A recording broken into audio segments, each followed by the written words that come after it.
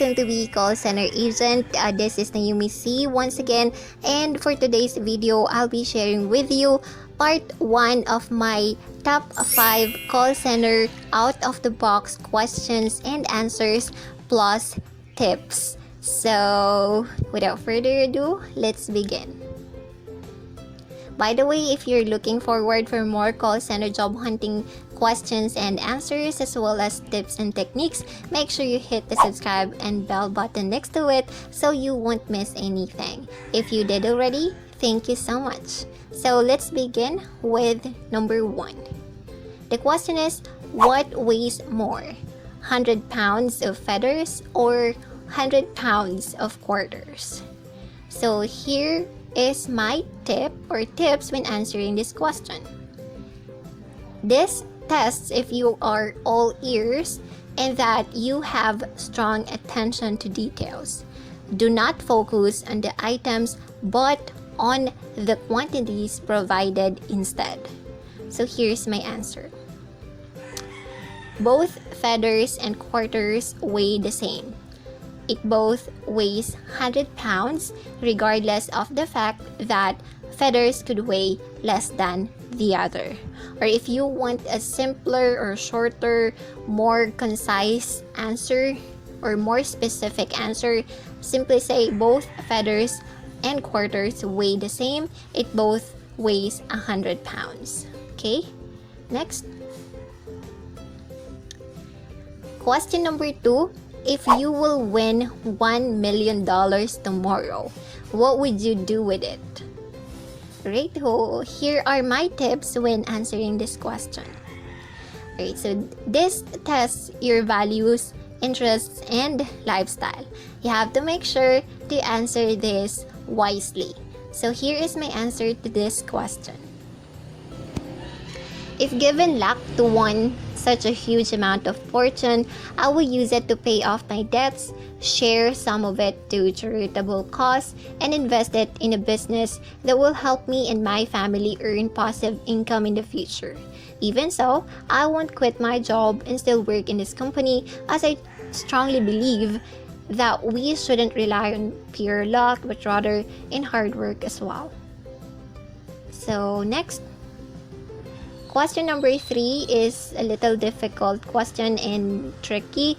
The question is, sell me this pen. So this is usually asked during interviews. So here are my tips when answering this question.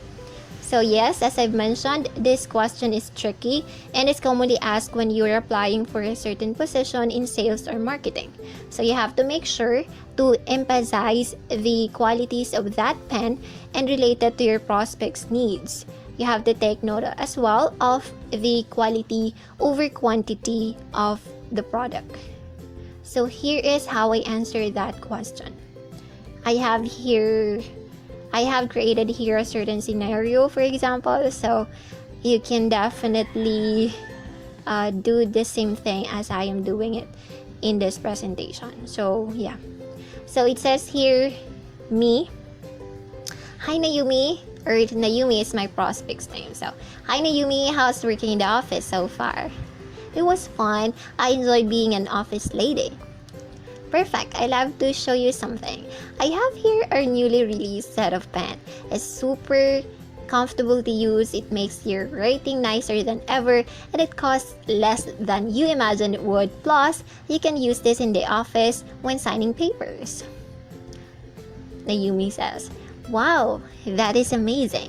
However, I already have lots of pens in the office and I won't need extra pens anymore. And then I said, oh, I see. That is totally fine. Here's the deal. I'll give you this pen to you for free, so you would experience how good the quality is. After that, let me know if this pen is worth buying or not. If it is, then you can definitely give this a try. Then Nayumi said, that's terrific.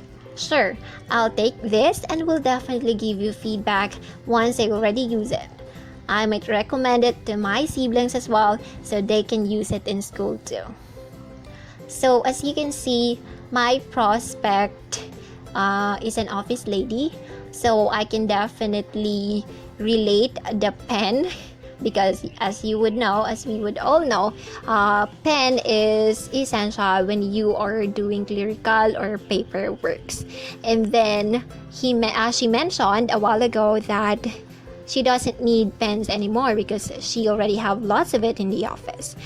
And oftentimes, as a salesperson, you will encounter this, you will be rejected, and that is totally fine. However, you should always see the positive side of it, or you shouldn't stop from doing what you're doing simply because he or she, I'm referring to your prospect, is rejecting your offer. So you can say something like, alright, so try this for free and then let me know if this is worth your money buying. Then if it is worth your money buying, then you can definitely give this a try. And most of the time, the client will say yes. And then if he or she finds out that the product or the item is really good, really nice, then he or she will definitely buy that item. And then there's a huge chance as well for him or her to recommend it to someone he or she knows, that, you know, some sort of like his or siblings, like that. So next, number 4 is describe the color red to a blind person. This is actually commonly asked as well in an interview question. So here is my tip when answering this question. So this is asked to assess your critical thinking skills or your ability to use your logical thinking. You have to think out loud and think out of the box. So here's my answer to that question. Since I am aware that the person I am speaking with is visually impaired, I will not be able to let him use his sense of sight to identify a certain color. However, I can still use his other senses for me to explain it better. I can use his sense of taste for that matter. I'll describe the color red to him this way. You can determine the color red by tasting something spicy, as chili is red in color and it makes you feel like your tongue is burning and your lips turning reddish. Alright, so we're up to our last question. What's the funniest thing that happened to you? Alright, so here are my tips when answering this question. You have to state something that happened to you that is quite humorous or a little bit embarrassing.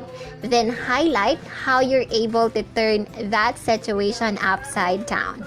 You also have to prove to your interviewer that you can always come up with positive aura amidst negative scenarios. So make sure it has something to do with the job you're applying for or your previous job. Okay? So here is my answer to that question, and this actually happened to me. So this is a legit scenario when I was still working in the BPO industry. So my answer is, I recently fell in an embarrassing moment wherein I was tasked to report to work at 4 a.m. However, what happened was I forgot the time and got so excited to come to work so early, and so I accepted calls already, even if it's only as early as 1 a.m. And my teammates and supports hasn't arrived yet. I thought at that time they're all absent. After a few hours, one of my support came in and asked me why I'm so early. Then I explained to him that our schedule is at 1 a.m. That's the time when he let me realize that I was way too early from my shift. I was so embarrassed at the moment and kept on saying, sorry. Then my support simply says, it is totally fine. It actually shows how dedicated you are at doing your job. So definitely it has been an embarrassing moment for me, but it turns out that in my support's perspective, it's actually not a negative scenario or an embarrassing moment, but actually a positive one, since it's showing that I really care for my job and I really am dedicated for what I am doing. So those are the 5 questions that are frequently asked in an out of the box portion of an interview. So If you finished this video, thank you so much for watching. If you learned something, please give this video a thumbs up, leave your thoughts down below, share this video, and don't forget to subscribe so you will be kept posted once I uploaded part 2 of this video. So best luck in your job hunting. All the best, Nayumi Cee. Bye!